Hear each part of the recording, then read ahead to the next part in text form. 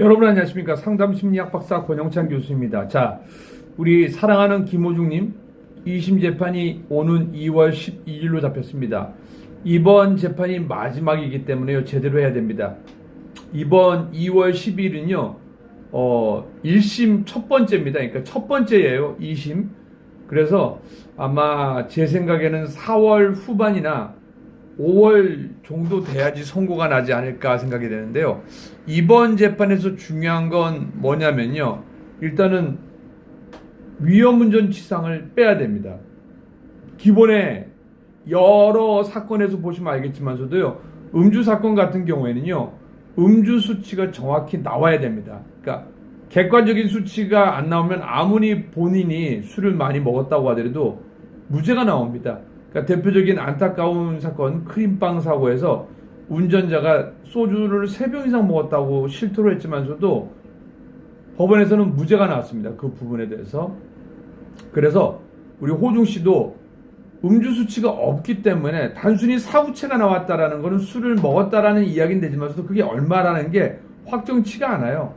맥주 한 잔인지 2잔인지 10잔인지 그렇기 때문에 위험 운전치상은 빠질 거라고 봅니다. 그러면은 실형 2년 6개월에서 좀 줄어들겠죠.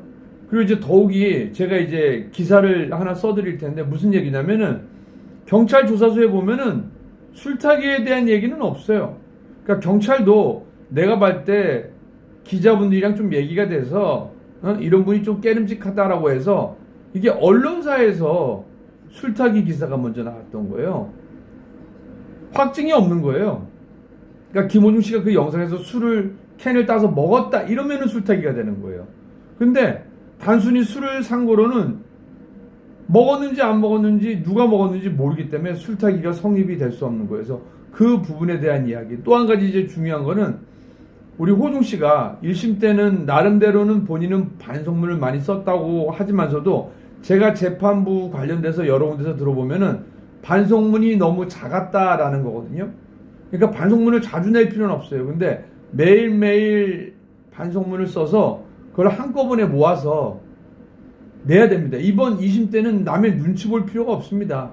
그래서 무조건 2심 때는 집행유예를 받아야 된다는 겁니다. 그래서 2월 12일 재판이 첫 재판이고 그 이후에 한 2번 정도는 더 하지 않을까. 그리고 선고를 하지 않을까. 그러면은 뭐 3주에 한 번씩 하는 경우도 있는데 보통은 한 달에 한 번씩 하는 거거든요. 이런 사건. 그러면 2, 3, 4가 되는 거거든요. 그러면 5월 달에 결심 공판이 나지 않을까 그냥 예측을 하는 겁니다. 이번 때는 꼭 집행유예를 받아야 됩니다. 꼭 받아야 돼서 기도해야 됩니다.